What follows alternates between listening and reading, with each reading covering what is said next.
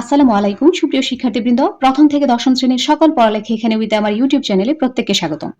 তো আজকে আমরা তোমরা যারা এসএসসি এবং দাখিল পরীক্ষার্থী রয়েছে 2026 সালে তাদের জন্য ইংলিশ দ্বিতীয় পত্রের যেই মানবন্টন রয়েছে অর্থাৎ প্রশ্নের প্যাটার্নটা কিরকম হবে সেরকম একটি আলোচনা নিয়ে উপস্থিত হয়েছি। তো আশা করি তোমরা ফুল ভিডিওতে সাথেই থাকবে। তো তোমাদের সাথে একটা স্পেশাল অ্যানাউন্সমেন্ট করে নেই। আমাদের এই চ্যানেল তোমরা যারা দাখিল 2026 সালে পরীক্ষার্থী রয়েছে তাদের জন্য সকল বিষয়ের একটা স্পেশাল সাজেশন তৈরি করেছে। তোমরা যারা আসন্ন পরীক্ষায় একটি ভালো ফলাফল পেতে চাও এবং পরীক্ষায় আত্মবিশ্বাসের সাথে অ্যাটেন্ড করতে চাও তাহলে এই সাজেশনটি তোমাদের জন্য আশা করি অনেকটাই উপকারী হবে। তো সাজেশন নিতে চাইলে স্ক্রিনে দেওয়া নাম্বারে যোগাযোগ করতে পারো। সাজেশনটির শুভেচ্ছা মূল্য হচ্ছে মাত্র 150 টাকা।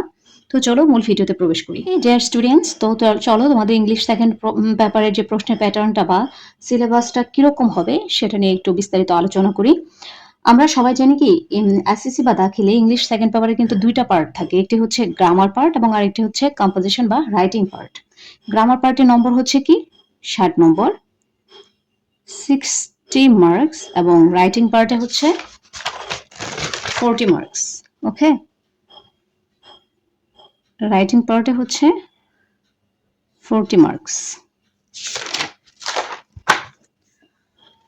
তো এই গ্রামার পার্টের যে 60 নম্বর রয়েছে সেখানে টোটাল তোমাদের কোয়েশ্চেন নং থাকবে, অর্থাৎ গ্রামার পার্টে মোট তোমাদের এই গ্রামার পার্টে 9টি আইটেম থেকে প্রশ্ন করা হবে। কিন্তু বিগত পরীক্ষাগুলোতে কিন্তু 11টি আইটেম থেকে পরীক্ষা করা হতো, প্রশ্ন নেওয়া হতো, কিন্তু এবারে গ্রামার পার্টে তোমাদের নম্বর ঠিকই 60 থাকবে কিন্তু টোটাল প্রশ্ন হবে 9টি। তো চলো কি কি প্রশ্ন হবে সেগুলো দেখে নিই। প্রথম প্রশ্নটি হচ্ছে gap filling activities with clues. Gap filling activities with clues মানে এখানে ক্লু দেওয়া থাকবে কতগুলো, একটি ছকের মাধ্যমে অনেকগুলো ক্লু দেওয়া থাকবে। এই ক্লুগুলো হতে পারে প্রিপোজিশন থেকে, আর্টিকেলস থেকে, অথবা পার্টস অফ স্পিচ থেকে। তো এক্ষেত্রে প্রশ্নের শিরোনামটা হবে কিরকম, দ্বারা আমার কাছে একটি মডেল প্রশ্ন রয়েছে 2025 সালে, সেটি তোমাদেরকে দেখিয়ে দিচ্ছি,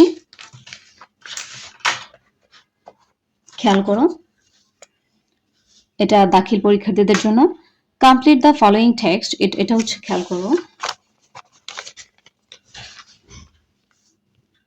এক নম্বর যে প্রশ্নটি রয়েছে gap filling activities with clues, এই যে ক্লু দেওয়া আছে কতগুলো, এখানে প্রশ্নের শিরোনামটা হবে complete the following text with suitable words from the box, you may need to change the forms of some of the words, you can use one word more than once.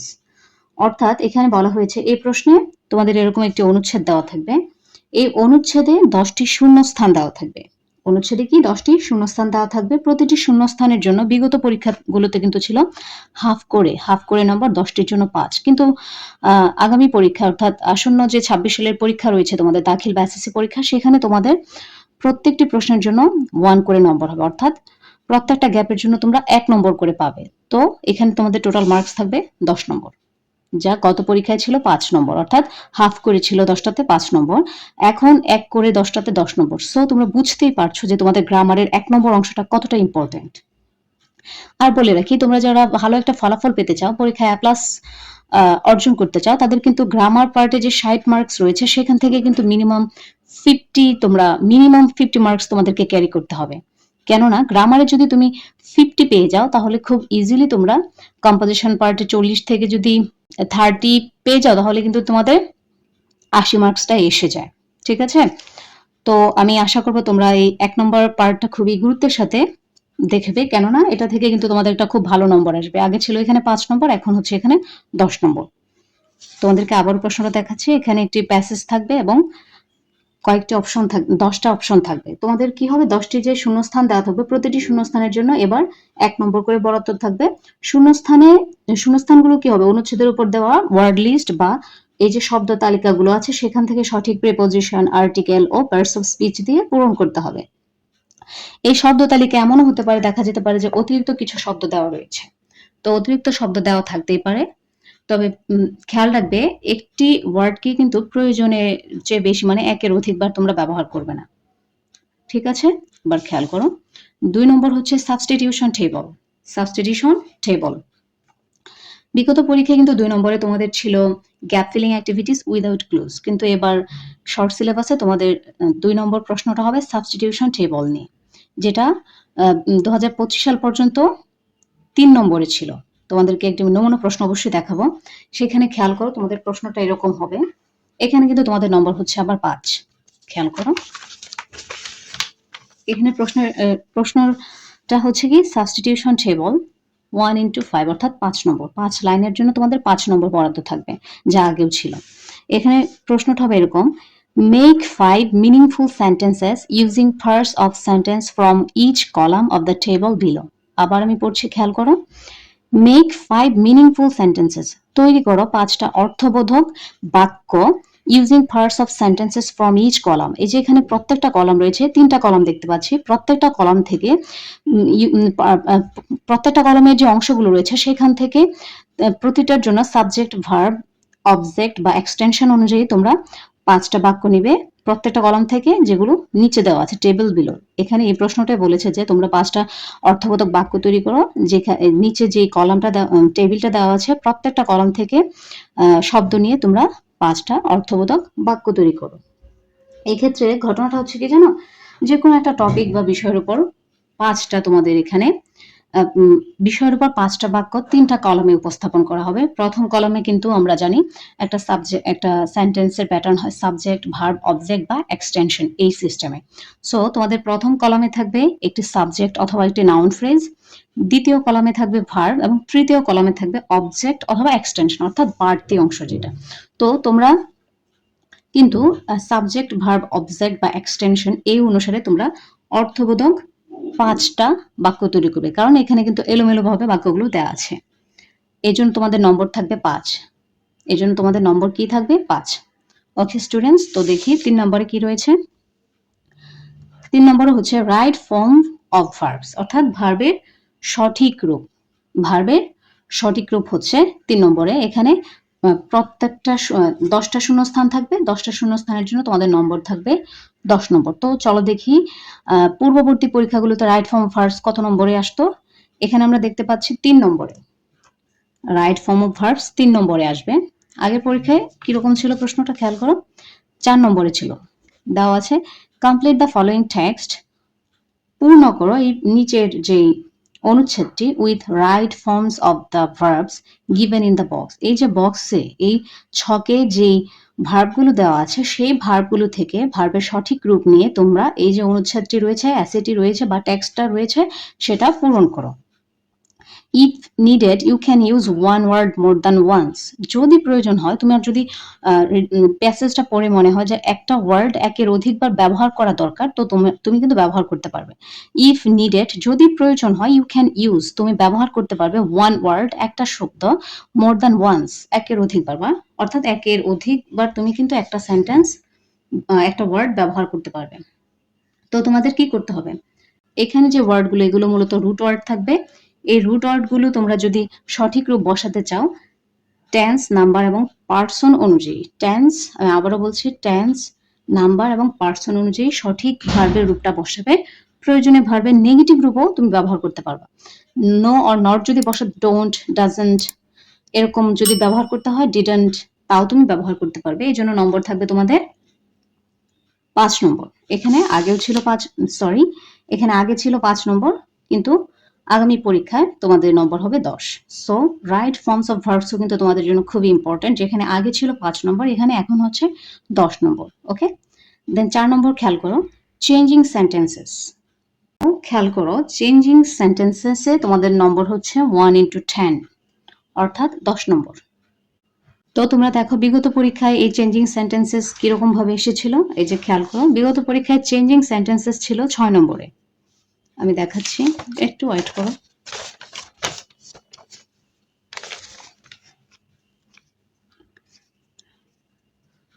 বিগত পরীক্ষায় changing sentences ছিল 6 নম্বরে। তো যত নম্বরে থাকুক, তোমরা আসলে দেখো পরীক্ষায় এসেছিল কিভাবে। Change the following sentences according to the directions.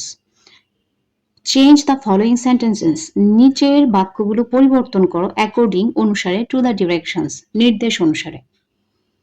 এখানে তো এটা থাকবে তোমাদের প্রশ্নের শিরোনাম। তারপর তোমরা দেখো এখানে A B C D E F G H I J total কয়টা এখানে? এখানে তোমাদের টোটাল 10টা বাক্য দিয়েছে। এই 10টা বাক্যকে পৃথক পৃথক ভাবে দিয়েছে এবং বলেছে এই যে ব্র্যাকেটে যে নির্দেশনাগুলো রয়েছে interrogative, complex, negative, compound, comparative, positive, affirmative, simple, passive, exclamatory, প্রত্যেকটা বাক্যকে নির্দেশ মতো পরিবর্তন করতে বলা হয়েছে। এক্ষেত্রেও তোমাদের নম্বর হচ্ছে 10। চেঞ্জিং সেন্টেন্সে তোমাদের নম্বর হচ্ছে 10। আগেও 10 ছিল, এখনো 10। খেয়াল করো, এই যে changing sentence, change the following sentences, এক্ষেত্রে তোমার হতে পারে ভয়েস থেকে আসতে পারে, voice, sentence patterns, degree, voice active, passive, interrogative, negative, complex, compound, simple, affirmative, exclamatory. এই প্রত্যেকটা থেকে কিন্তু তোমাদের প্রশ্ন করা হতে পারে। প্রত্যেকটার জন্য 1 নম্বর করে থাকবে, 10টার জন্য 10 নম্বর। আশা করছি তোমরা চেঞ্জিং সেন্টেন্সেস যে কয় নম্বরে থাকবে এবং এতে নম্বর কত বরাদ্দ থাকবে তা বুঝতে পেরেছো। এবার দেখো, খেয়াল করো, 5 নম্বর হচ্ছে making tag questions. Making tag questions, এই ক্ষেত্রে তোমাদের নম্বর হচ্ছে প্রতিটার জন্য 1 করে 5 নম্বর। এভাবে মেক এ কোয়েশ্চেন ট্যাগ, তৈরি করো একটি question tag for each of the following sentence. নিচের প্রত্যেকটা বাক্যের জন্য, নিচে যে বাক্যগুলো দেওয়া আছে প্রত্যেকটার জন্য একটা করে প্রশ্নবোধক বাক্য তৈরি করো, প্রশ্ন তৈরি করো, কোয়েশ্চেন ট্যাগ করো। ঠিক আছে, এখানে কোয়েশ্চেন ট্যাগটা হচ্ছে শিরোনামটা আমরা বুঝতে পারছি, making a question tag for each of the following sentences.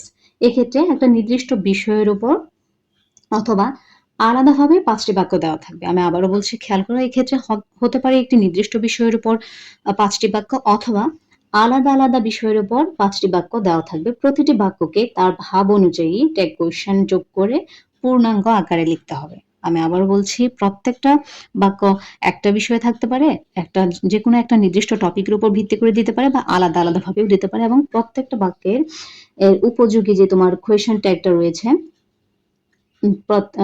প্রত্যেকটা বাক্যের যে উপযোগী ট্যাগ কোয়েশ্চেন আছে, যেটা যোগ করে তুমি পূর্ণাঙ্গ আকারে লিখবে, এতে নম্বর থাকবে 5। ওকে, এবার খেয়াল করো 6 নম্বর, use of suffixes and prefixes, এতেও রয়েছে তোমাদের 5 নম্বর। Use of suffixes and prefixes, এখানে রয়েছে তোমাদের কয় নম্বর? 5 নম্বর। 6 নম্বরে বিগত যে পরীক্ষা ছিল সেখানেও কিন্তু 6 নম্বরেই তোমাদের সাফিক্স প্রিফিক্স ছিল। দেখি একটু তারাও, সাফিক্স প্রিফিক্স, সরি, বিগত আমার যে এখানে প্রশ্নের মডেলটা রয়েছে সেখানে বিগত পরীক্ষায় 8 নম্বরে ছিল সাফিক্স প্রিফিক্সেস। আসলে বিষয়টা সেটা না যে কোনটা কোন সিরিয়ালে, তোমাকে আগে এই তোমার যে সিলেবাসের যে ধরনটা সেটা সম্পর্কে একটা পরিপূর্ণ ধারণা রাখতে হবে, যার জন্য কিন্তু আজকের এই ভিডিওটা মেক করা। তো তোমরা এইটা সম্পর্কে যখন একটা পরিপূর্ণ ধারণা রাখবে, তখন তুমি কিন্তু কোথা থেকে কোন নম্বর আসবে সেটা বুঝতে পারবে। আর অবশ্যই এবার কিন্তু এই প্যাটার্নটাই ফলো করা হবে, অর্থাৎ 1 নম্বরে gap filling activities with clues, 2 নম্বরে সাবস্টিটিউশন টেবল, 3 নম্বরে রাইট ফর্ম অফ ভার্বস, 4 নম্বরে চেঞ্জিং সেন্টেন্সেস, 5 নম্বরে মেকিং ট্যাগ কোয়েশ্চেন্স, 6 নম্বরে use of suffixes and prefixes, 7 নম্বরে গ্যাপ ফিলিং উইথ প্রিপোজিশন, 8 নম্বরে সেন্টেন্স কানেক্টরস অর লিঙ্কিং ওয়ার্ডস, এবং 9 নম্বরে হচ্ছে পাংচুয়েশন অ্যান্ড ক্যাপিটালাইজেশন। তো আমি 6 নম্বরটা বলি। 6 নম্বরের use of suffixes and prefixes, এতে নম্বর হচ্ছে 5। বিগত পরীক্ষায় কিভাবে প্রশ্নটা আসছিল দেখো, complete the following text adding suffixes, prefixes or the both with the root word given in the parenthesis. এখানে বলেছে নিচে যে তোমার অনুচ্ছেদটা দেওয়া আছে, অনুচ্ছেদে ব্র্যাকেটের ভিতরে যে শব্দগুলো রুট ওয়ার্ড, এগুলোকে বলা হয় কি রুট ওয়ার্ড, এই শব্দগুলোকে বলা হয় রুট ওয়ার্ড বা মূল শব্দ বা ধাতু। এই শব্দগুলোর সাথে সাফিক্স অথবা প্রিফিক্স যোগ করে, সাফিক্স অথবা প্রিফিক্স যোগ করে তুমি কিন্তু এখানে এই শূন্যস্থানগুলো পূরণ করবে। ওকে, এখানে 10টা শূন্যস্থান একটা প্যাসেজে থাকবে। প্রতিটি শূন্যস্থানে বা শূন্যস্থানের পাশে যে মূল শব্দটা দেওয়া থাকবে, অর্থাৎ যে রুট ওয়ার্ডটা দেওয়া থাকবে, সেটার সাথে প্রয়োজনীয় সাফিক্স অথবা প্রিফিক্স বা উভয় যোগ করে শুধু উত্তরগুলো শূন্যস্থানের ক্রম অনুযায়ী তুমি লিখবে। এর জন্য নম্বর থাকবে 5। আমি আবারও বলছি, এগুলো খাতায় লিখতে গেলে কিন্তু তোমাকে ফুল প্যাসেজ লিখতে হবে না, শুধুমাত্র উত্তরগুলো সিরিয়াল অনুসারে লিখবে। যেমন আনসার টু দ্য কোয়েশ্চেন নং 8 লিখে টান দিয়ে ABCD তুমি যে পর্যন্ত লেখার পর যেই ওয়ার্ডটা তোমার রুট ওয়ার্ডের সাথে বা মূল শব্দের সাথে, ব্র্যাকেটের শব্দের সাথে যে সাফিক্স প্রিফিক্স অ্যাড করার পর যে সব অ্যান্সারটা এসেছে সেটা তুমি বসাবে। আশা করছি তোমরা বুঝতে পেরেছো। এবার চলো দেখি 8 নম্বরে কি রয়েছে।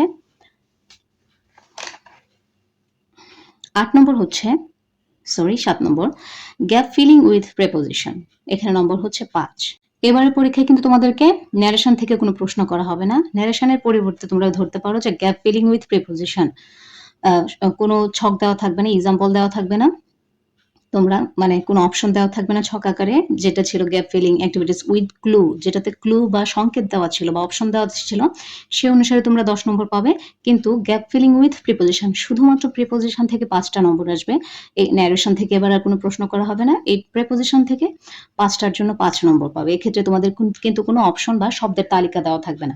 তোমাদেরকে সঠিক প্রিপোজিশনটা বসাতে হবে, সেটা হতে পারে অ্যাপ্রোপ্রিয়েট প্রিপোজিশন অথবা জেনারেল প্রিপোজিশন। ওকে, এবার 8 নম্বর খেয়াল করো, sentence connectors or linking words. Sentence connectors or linking ওয়ার্ডস, এতেও কিন্তু তোমাদের নম্বর থাকবে 5। এতেও তোমাদের নম্বর থাকবে 5। তো চলো দেখি নমুনা প্রশ্ন থেকে বিগত সালের যে বোর্ড প্রশ্নটা রয়েছে সেখানে সেন্টেন্স কানেক্টর কয় নম্বরে এসেছিল আমরা একটু দেখি। ইয়েস, 10 নম্বর। বিগত পরীক্ষায় সেন্টেন্স কানেক্টর এসেছিল 10 নম্বরে, যেমন complete the following faces using suitable connectors.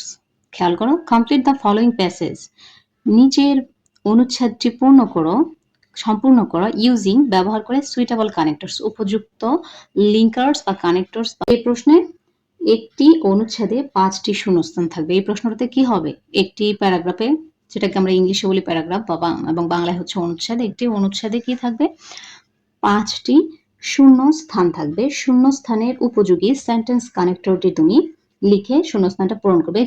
এক্ষেত্রেও কিন্তু সম্পূর্ণ অনুচ্ছেদ লেখার প্রয়োজন নেই, সবগুলোর ক্ষেত্রে একই রকম। আমরা শূন্যস্থান প্যাসেজ সহ যে গ্যাপ ফিলিং গুলো থাকবে প্রত্যেকটা শুধুমাত্র আমরা ABCD এভাবে সিরিয়াল লিখে শুধুমাত্র অ্যান্সারটা লিখবো। তবে অবশ্যই আমাদেরকে কিন্তু মাথায় রাখতে হবে যেন কোনো কাটাকাটি না হয়। খুব নিট অ্যান্ড ক্লিন ভাবে আমাদেরকে প্রশ্নপত্রে অ্যান্সার করতে হবে। এতে আমাদের নম্বর থাকবে 5। ওকে, এবার খেয়াল করো 9 নম্বর হচ্ছে পাংচুয়েশন অ্যান্ড ক্যাপিটালাইজেশন, যেটা বিগত পরীক্ষায় ছিল 11 নম্বরে এবং এতে বিগত পরীক্ষায়ও নম্বর ছিল 5, এবারের পরীক্ষায়ও নম্বর হচ্ছে 5। চলো দেখি আমাদের বোর্ড প্রশ্নে এটা কত নম্বরে ছিল। ইয়েস, এটা বোর্ড প্রশ্নে ছিল 11 নম্বরে। সর্বশেষ যে কোয়েশ্চেনটি ছিল, use Capitals and punctuation marks in the following text. এখানে আসবে এভাবে, ইউজ ক্যাপিটালস, ব্যবহার করো বড় হাতের অক্ষর, অ্যান্ড পাংচুয়েশন মার্কস, বিরাম চিহ্ন, ইন দ্য ফলোইং টেক্সট। যে নিচে যে তোমার অনুচ্ছেদ বা টেক্সটটি রয়েছে এখানে তুমি বড় হাতের লেটার এবং পাংচুয়েশন মার্কস যোগ করো। এটা ছিল আগে 11 নম্বরে, যেহেতু আগে 11টা টোটাল আইটেম ছিল, এবার তো আইটেম কিছু কমেছে এবং 2-3টাতে নম্বর বেড়েছে। সো এবার তোমাদের টোটাল আইটেম হচ্ছে 9টি।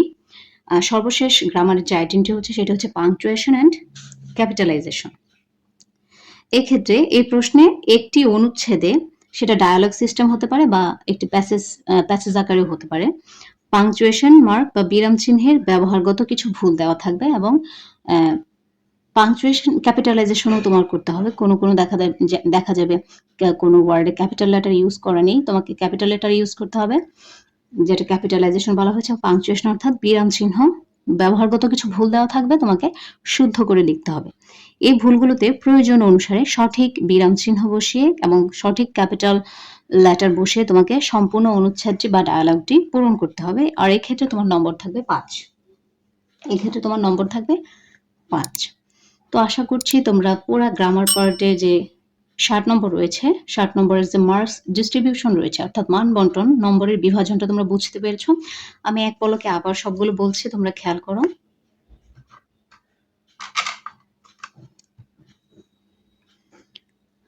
পার্ট এতে তোমাদের যে গ্রামার পার্ট থাকবে সেখানে যে 60 নম্বর থাকবে, সেখানে প্রথম নম্বরটা হচ্ছে gap filling activities with clue অর্থাৎ সংকেত সহ যে গ্যাপ ফিলিংটা থাকবে সেটাতে নম্বর থাকবে 10।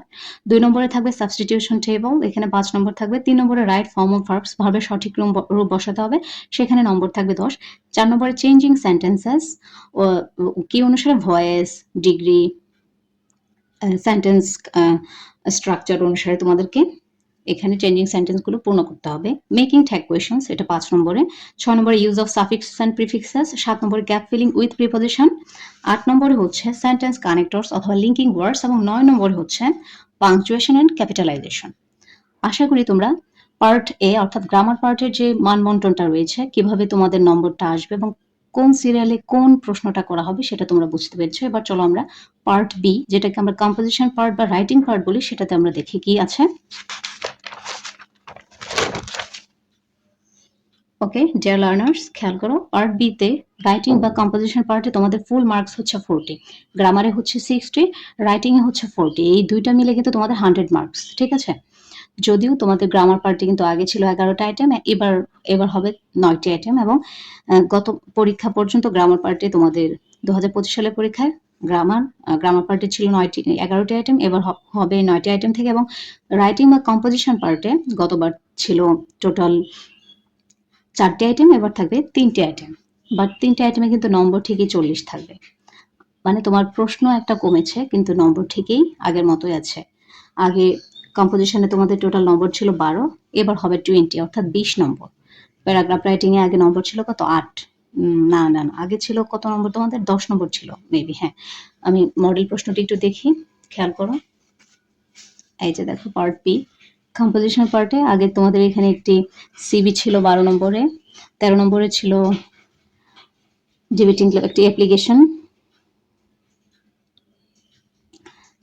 ছিল, একটি সিভি ছিল, অথবা অ্যাপ্লিকেশন অথবা একটি নোটিশ ছিল, দেন 14তে প্যারাগ্রাফ, 15তে কম্পোজিশন। সো এবার দেখতে পাচ্ছি আমাদেরকে কিন্তু এই নোটিশটা দেওয়া হয়নি এবং সিভিটাও লাগবে না, ঠিক আছে। শুধুমাত্র আমাদের লেটার, এই যে ইমেইল লেটার অ্যাপ্লিকেশন, ঠিক আছে। তো প্যারাগ্রাফ রাইটিং থাকবে কয় নম্বরে? 10 নম্বরে। প্যারাগ্রাফ রাইটিং থাকবে 10 নম্বরে, খেয়াল করো 10 নম্বরে থাকবে তোমাদের প্যারাগ্রাফ রাইটিং। এখানে কিন্তু তোমাদের একটা ইম্পর্টেন্ট কথা বলে নেই, তোমাদের কিন্তু কোনো অপশন থাকবে না, একটি প্যারাগ্রাফ থাকবে, সেখান থেকে তোমাকে একটি অ্যান্সার করতে হবে। So this part is very important, okay. Then 11 হচ্ছে writing email letter or application, এই তিনটা থেকে যে কোনো একটা আসতে পারে। 12 নম্বর হচ্ছে রাইটিং কম্পোজিশনটা কি হবে? তিনটা কম্পোজিশন বিগত পরীক্ষায় ছিল, সেখান থেকে যে কোনো একটা আসতে পারে। তিনটা কম্পোজিশন ছিল, সেখানে তোমাকে যে কোনো একটা দিতে হতে পারে। সো খেয়াল করো, আগের প্রশ্নে কিন্তু ছিল ভ্যালু অফ টাইম, সময়ের মূল্য, এ জার্নি বাই বোট, নৌকা ভ্রমণ, আ student and his or her duties, একজন ছাত্র এবং তার কর্তব্য। সো আমি তোমাদেরকে বলে রাখি, এবারের পরীক্ষাও কিন্তু এই তিনটি ভেরি ভেরি ইম্পর্টেন্ট। সময়ের মূল্য, journey by boat, and a student and his or her duties, ছাত্র এবং তার কর্তব্য অথবা ছাত্র জীবন। তিনটা থেকে এবারও দেখা যেতে পারে একটা আসবে, বিকজ এই তিনটাই হচ্ছে খুবই ইম্পর্টেন্ট কম্পোজিশন, ঠিক আছে। তো খেয়াল করো, প্যারাগ্রাফের নম্বর থাকবে 10, রাইটিং ইমেল লেটার অ্যাপ্লিকেশনের নম্বর থাকবে 10, এবং রাইটিং কম্পোজিশনে তোমাদের নম্বর থাকবে 20। এক্ষেত্রে তোমাদের ইমেল লেটার অ্যাপ্লিকেশনের ক্ষেত্রে তোমাদের একটা পৃষ্ঠায় লিখবে, অ্যাপ্লিকেশনে 1 পৃষ্ঠায় লেখার চেষ্টা করবে, লেটারটাও 1 পৃষ্ঠায় লেখার চেষ্টা করবে, একটু পরের পৃষ্ঠায় যেতে পারে। এক্ষেত্রে তোমরা সবসময় ফলো করবে এইরকম একটি প্যাটার্ন। লেটার তো তুমি এই পৃষ্ঠায় লিখো বা ওই অ্যাপ্লিকেশন এই পৃষ্ঠায় লিখো বা ওই পৃষ্ঠায়, যে পৃষ্ঠায় লেখো তোমাদেরকে 1 পৃষ্ঠায় শেষ করতে হবে। কিন্তু লেটার যদি লিখতে চাও, যদি তুমি এই পৃষ্ঠায় শুরু করো তাহলে ওই পৃষ্ঠায় যেতে পারে, সমস্যা নেই। এখানে খামটা আসতে পারে এই পর্যন্ত বা এখান পর্যন্ত, তাহলে তোমার এই সিস্টেম ফলো করতে হবে যেন টিচারের নজরে পড়ে দুটো একসাথে, ঠিক আছে। তো এই ছিল আজকে আমাদের আলোচনা। আর তোমাদেরকে প্যারাগ্রাফ নিয়ে একটি ইম্পর্টেন্ট সাজেশন দিচ্ছি। সাজেশন বলতে পারো, যেহেতু প্যারাগ্রাফে তোমাদের শুধুমাত্র একটি প্যারাগ্রাফে পরীক্ষা আসবে, সো তোমাদেরকে ইতিমধ্যে যেই চ্যানেলে যেই সাজেশন আপলোড করা হয়েছে ইম্পর্টেন্ট প্যারাগ্রাফগুলো নিয়ে, তোমরা প্রত্যেকটা প্যারাগ্রাফে তোমাদেরকে বলবো যে তোমরা যেগুলো মোস্ট ইম্পর্টেন্ট দেওয়া হয়েছে প্রত্যেকটাই কিন্তু তোমরা মোস্ট ইম্পর্টেন্ট গুলো খুব ভালোভাবে পড়বে। এছাড়াও যেগুলো লেস ইম্পর্টেন্ট অর্থাৎ কম ইম্পর্টেন্ট দেওয়া হয়েছে সেগুলো তোমরা কিন্তু 1-2 বার রিডিং পড়ে যেতে পারো। এতে তোমাদের কি উপকার হবে, যদি বাই চান্স কোনো প্যারাগ্রাফ তোমাদের হুবহু তুমি তোমার মোস্ট ইম্পর্টেন্ট গুলো থেকে কমন না আসে বা তুমি নতুন কোনো প্যারাগ্রাফও আসে, তুমি কিন্তু যদি এটা রিডিং পড়ে যাও অর্থ সহ, তুমি কিন্তু বানিয়ে লিখে আসতে পারবে। এক্ষেত্রে তোমার কৌশলের কিন্তু কোনো বিকল্প নেই, শুধুমাত্র যে মোস্ট ইম্পর্টেন্ট গুলো পড়লাম, মোস্ট ইম্পর্টেন্ট গুলো থেকে আসতেই পারে, হতেই পারে, কিন্তু যেগুলো লেস ইম্পর্টেন্ট দেওয়া হয়েছে সেগুলো তোমরা কিন্তু রিডিং পড়ে যাবে। কারণ এই 10 নম্বর যদি তোমরা পরীক্ষায় ছেড়ে আসো কোনো কারণে, যদি তোমাদের কমন না আসে, তাহলে কিন্তু তোমরা একটা বড় লসে পড়বে, অ্যাট লাস্ট তোমাদের মিস হয়ে যেতে পারে। সো সর্বোপরি, এবং কম্পোজিশনটাও তোমরা যেহেতু 20 নম্বর, একটু ভালো করে শেখার চেষ্টা করবে। প্রত্যেক কম্পোজিশনে তোমরা পয়েন্টের আকার বাড়ানোর চেষ্টা করবে। প্যারা দেওয়ার চেষ্টা করবে বেশি করে, পয়েন্ট যেন বেশি থাকে। এজন্য সবগুলো পয়েন্ট ভালোভাবে পড়বে এবং ভুলভাল লেখা যাবে না, কাটাকাটি করা যাবে না। ওকে? তো সর্বোপরি আজকের কোয়েশ্চেন প্যাটার্নটা আমি আবার আলোচনা করি। তোমাদের এসএসসি বা দাখিল পরীক্ষার্থী 2026 সালের যারা রয়েছে, তোমাদের ইংলিশ সেকেন্ড পেপারে টোটাল 100 নম্বর থাকবে, 60 নম্বর থাকবে গ্রামার থেকে এবং 40 নম্বর থাকবে রাইটিং বা কম্পোজিশন পার্ট থেকে। গ্রামার পার্টে টোটাল আইটেম থাকবে 9টি এবং কম্পোজিশন পার্টে টোটাল আইটেম থাকবে 3টি। সো দেখা যাচ্ছে আমাদের 9 আর 3 কত? টোটাল 12টি আইটেম থাকবে দুটো মিলে এবং নম্বর থাকবে 100। আগে যেখানে ছিল 15টি আইটেম। তো প্রত্যেকটা আইটেমে যদি তুমি ভালো করতে চাও, তোমাকে অবশ্যই বেশি বোর্ড কোয়েশ্চেন, যে প্রিভিয়াস ইয়ার কোয়েশ্চেনগুলো সলিউশন করতে হবে, বুঝে পড়তে হবে এবং অবশ্যই তোমাকে পড়াশোনায় একটু টাইম দিতে হবে। না হলে কিন্তু তুমি তোমার কাঙ্ক্ষিত রেজাল্টটি পাবে না। এবং তোমাদের যখন তোমরা পরীক্ষার খাতায় প্রশ্নগুলো অ্যান্সার করবে, চেষ্টা করবে পরিষ্কার পরিচ্ছন্নভাবে, কোনো কাটাকাটি করা যাবে না এবং সিকোয়েন্স বা সিরিয়াল মেনটেন করে লেখাটা শেষ করতে। এই নিয়ে আমার অবশ্যই গত বছরের বড় ভিডিও রয়েছে। তোমরা চাইলে ভিডিওটি দেখতে পারো। কিভাবে তোমরা পরীক্ষায় অ্যান্সার করবে নিট অ্যান্ড ক্লিন ভাবে এবং প্রশ্নপত্র কিভাবে আনসার করবে পরীক্ষার খাতায়, সে নিয়ে আমার একটা ভিডিও রয়েছে। যদি তোমরা মনে করো তোমাদের ভিডিওটি দেখা প্রয়োজন, তোমরা চ্যানেলে খোঁজ করে ভিডিওটি দেখতে পারো। আজকের ভিডিওটি এই পর্যন্তই, আর বেশি লম্বা করব না। পরবর্তী ভিডিওটি দেখার আমন্ত্রণ রইল এবং ভিডিওটি যদি তোমাদের ভালো লাগে অবশ্যই একটি লাইক দিবে, বন্ধুদের সাথে শেয়ার করবে এবং কমেন্ট করবে কোন বিষয়টা বুঝতে তোমাদের প্রবলেম হয়েছে। আর এমন হেল্পফুল ভিডিও পেতে অবশ্যই চ্যানেলটি তোমরা সাবস্ক্রাইব করে রাখতে পারো। সো আজ আর নয়, keep learning and keep growing. আল্লাহ হাফেজ।